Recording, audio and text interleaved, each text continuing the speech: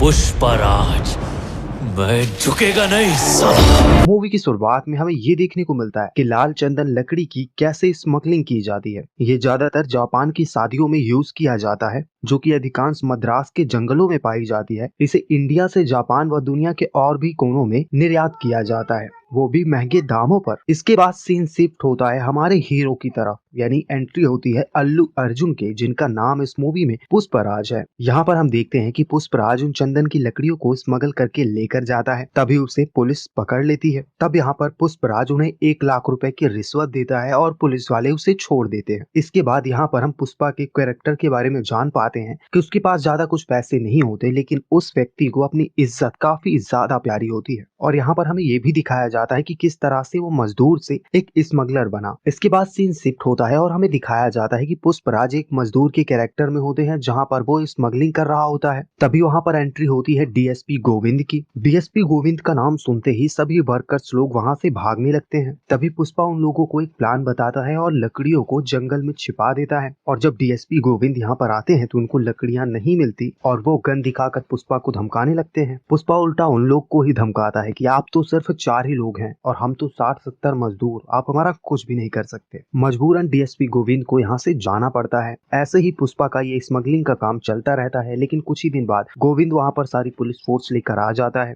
वो वर्कर्स पर हमला करने ही वाला होता है। तभी पुष्पा और उनकी जो टीम है वो सभी उन पुलिस वालों पर पत्थर से हमला करने लग जाते हैं। तभी पुष्पा मौके का फायदा उठाकर वो ट्रक जिसमें लाल चंदन लकड़ी है उसे लेकर वहाँ से भाग जाता है और पुलिस उसे पकड़े इससे पहले ही वो पूरे के पूरे ट्रक को कहीं पर छिपा देता है। पुलिस उसे गिरफ्तार कर लेती है और काफी मारती है, लेकिन वो कुछ भी नहीं बताता कि वो ट्रक है कहाँ। उसी बीच एक पुलिस वाला वहाँ पर पुष्पा को नाजायज कहकर बुलाता है, जिसकी बात सुनकर पुष्पा को बहुत ही ज्यादा गुस्सा आता है। और यहाँ पर हमें फ्लैशबैक में दिखाया जाता है कि बचपन से ही पुष्पा का एक सौतेला भाई है जो इनकी फैमिली को परेशान करता आ रहा है, इसलिए पुष्पा कभी भी कहीं पर भी अपना सरनेम नहीं बताता, सिर्फ वो अपना नाम पुष्पराज ही बताता है। फिर यहाँ पर ये चंदन की स्मगलिंग का बिजनेस जिनका था वो लोग यहाँ पर आ जाते हैं। यहीं पर फिर एंट्री होती है 3 लोगों की। सबसे छोटे का नाम होता है जॉली रेड्डी और बड़े भाई का नाम होता है जग्गा रेड्डी और उनके सबसे बड़े भाई का नाम होता है उंदा रेड्डी। इन लोगों का दरअसल काम कैसा चलता है कि मजदूर लोग जंगल से ये लकड़ी लेकर आते हैं और ये तीनों भाई मिलकर एक मंगल सीनू नाम के व्यक्ति को ये लकड़ियां बेच देते हैं। वो व्यक्ति लकड़ियों को बाकी जगह पर भिजवाता है और इसकी अच्छी खासी कीमत लेता है। यहाँ पर जग्गा रेड्डी पुष्पा की बेल कराता है और उसे वो कुछ पैसे भी देता है। पुष्पा यहाँ पर पैसे लेने के बाद वो लोकेशन बता देता है जहाँ पर उसने ट्रक को छुपाया था और उनके पास यहाँ पर एक ऑफर रखता है। पुष्पा बताता है कि मेरे पास एक प्लान है, क्योंकि हर बार डीएसपी गोविंद इन लोगों के काम में टांग अड़ाता है। पुष्पा कहता है कि मेरा ये जो प्लान है इसकी वजह से हमारा ये जो काम है अच्छा खासा चलता रहेगा। यहाँ पर कुंडा रेड्डी उसे 5 लाख रुपए ऑफर करता है। पुष्पा यहाँ पर कहता है कि मुझे 5 लाख रुपए नहीं चाहिए, बल्कि मैं तुम्हारे बिजनेस में 5% का पार्टनर बनना चाहता हूँ और आज से वो मजदूरी नहीं करेगा, वो सिर्फ इन लोगों के साथ पार्टनरशिप में रहेगा। दरअसल पुष्पा को 5 लाख रुपए मिलने वाले थे, लेकिन पार्टनरशिप में उसे 2 या 3 लाख रुपए ही मिलेंगे, लेकिन फिर भी वो इसके लिए तैयार होता है, इसीलिए कुंडा रेड्डी उसे अपना पार्टनर बना लेता है। दरअसल उसका प्लान ऐसा होता है कि वो लकड़ियों को ट्रक के नीचे रखकर ऊपर दूध के कंटेनर रख देता है, जिससे कि पुलिस वालों को ये लगे कि दूध सप्लाई हो रहा है, लेकिन दरअसल उस दूध के कंटेनर के नीचे लकड़ियां सप्लाई की जा रही होती है। ऐसा ही इनका बिजनेस कई दिनों तक चलता रहता है, कोई भी रुकावट नहीं आती, पुलिस वालों को जरा सा भी शक नहीं होता। अब यहाँ पर एंट्री होती है शिवबली की, जिसे देखकर हमारा हीरो यहाँ पर अपना दिल खो बैठता है, यानी कि पहली नजर में ही देखते ही उसको प्यार हो जाता है उससे। लेकिन यहाँ पर शिवबली उसकी तरफ देखती भी नहीं है। अब यहाँ पर हम देखते हैं मंगल सीनू को, वो कुंडा रेड्डी के यहाँ बहुत सारी लाल चंदन लकड़ी रखकर चला जाता है। वो दरअसल ऐसा क्यों करता है कि उसके गोदाम में छापा पड़ा है, इसलिए वो छुपाने के लिए यहाँ पर लकड़ियों को रख देता है। कुंडा रेड्डी यहाँ पर इसकी जिम्मेदारी पुष्पा को दे देता है। यहाँ पर हम देखते हैं कि पुष्पा ऐसे ही बिजनेस को अच्छा खासा चला रहा था, लेकिन इन्हीं लोगों के 2 आदमी को एक दिन पुलिस पकड़ लेती है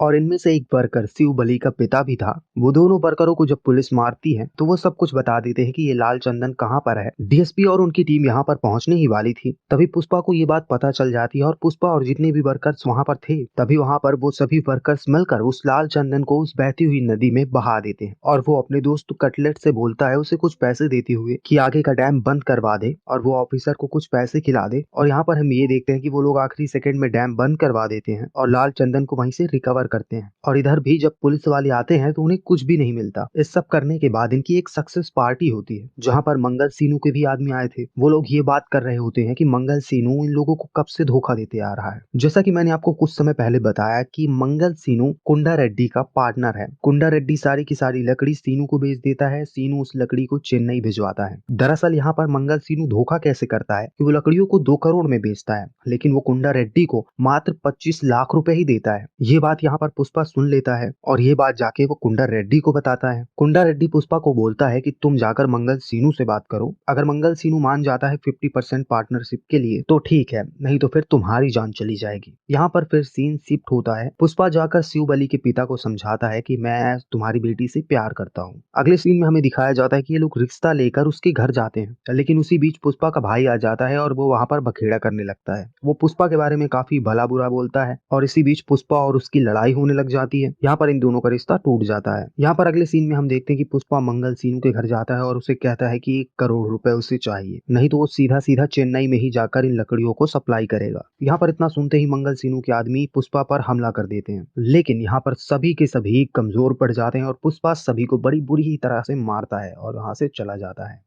यहाँ पर अगले सीन में हम देखते हैं कि वो डायरेक्टली चेन्नई चला गया था। मुर्गन के पास जाकर वो चंदन की लकड़ियों की डील करता है। अभी उन लोगों को 3 करोड़ रुपए मिलने वाले थे। ये बात वो कॉल करके सीधा कुंडा रेड्डी को बताता है। कुंडा रेड्डी यहाँ पर काफी गुस्से में था, लेकिन वो फिर भी मान जाता है। यहाँ पर कुंडा रेड्डी इसीलिए गुस्सा में था कि पुष्पा को पहले मात्र 5% ही दिया जाता था, वो सीधा 50% की कमाई करेगा। यहाँ पर हम देखते हैं कि कुंडा रेड्डी का छोटा भाई 2 लोगों को पकड़ लेता है, 2 में से एक आदमी को मार देता है। वहाँ पर एक और आदमी था शिव बलि का पिता। वो शिव बलि को वहाँ पर बुलाता है और बोलता है कि उसके साथ एक रात बिताना चाहता है। उसे धमकी देता है कि तुम अगर मेरे साथ एक रात नहीं बिताओगी तो मैं तुम्हारे पिता को मार दूंगा। शिव बलि यहाँ पर ये सारी बात जाकर पुष्पा को बताती है। पुष्पा यहाँ पर थोड़ी भाव खाता है, लेकिन आखिरकार मान जाता है और जाकर वो सीधा ही जॉली रेड्डी को बहुत ही बुरी तरह से मारता है। फिर वहीं अगले सीन में हम देखते हैं कि पुष्पा और कटलेट दोनों ही जॉली की बात कर रहे थे और कुंडा रेड्डी ये सब सुन लेता है। यहाँ पर पुष्पा के पास सारे के सारे पैसे थे जो भी उसने लकड़ियों को सप्लाई करके कमाया था, इसलिए कुंडा रेड्डी उसे मार नहीं सकता था। वो कहता है कि सारे पैसे मिल जाने के बाद इसे हम मार देंगे। पैसे मिलने के बाद वो पुष्पा को मारने ही जा रहे थे कि उसी वक्त वहाँ पर मंगल सीनू के आदमी आ जाते हैं और वो उन सभी पर हमला करने लगते हैं। पुष्पा इस बात का फायदा उठाकर वहाँ से भागने लगता है। पुष्पा के यहाँ पर हाथ बंधे हुए थे, लेकिन फिर भी वो 70-80 लोगों से फाइट करके वहाँ से बचते बचाते हुए निकल जाता है।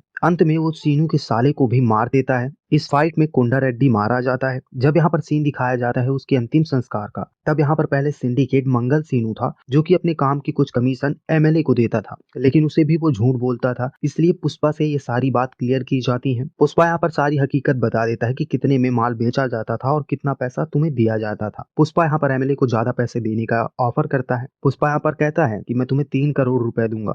तब यहाँ पर एमएलए पुष्पा को सिंडिकेट का हेड बना देता है और यहाँ पर हमें दिखाया जाता है कि कुछ ही सालों में पुष्पा इस धंधे का राजा बन चुका है और वहाँ का जो एमएलए था वो भी मिनिस्टर बन चुका है और पावर भी उसके हाथ में काफी ज्यादा आ चुकी है।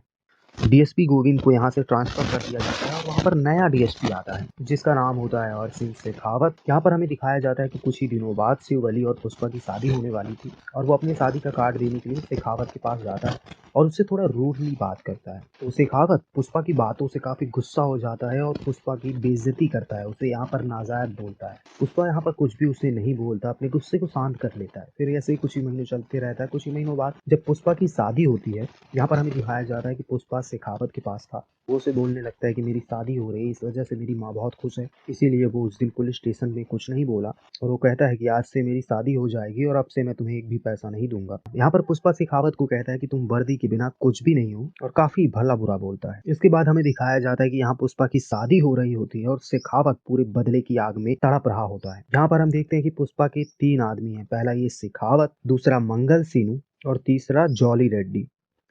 दोस्तों ये थी स्टोरी यहाँ पर पुष्पा के पार्ट 1 की और ये यहाँ पर खत्म हो जाती है और ये एंडिंग काफी जबरदस्त सस्पेंस के साथ होती है। यहाँ पर कई सारे सवाल उठते हैं कि आखिर कैसे शेखावत पुष्पा से बदला लेगा और पुष्पा के 3 आदमियों में से मेन आदमी वो भी है, उसके जाने से क्या इसके बिजनेस में कोई असर होगा? ऐसे कई सारे सवालों के जवाब हमें अगले पार्ट में मिलेंगे। तो दोस्तों हमें उम्मीद है कि आपको ये स्टोरी काफी ज्यादा पसंद आई होगी।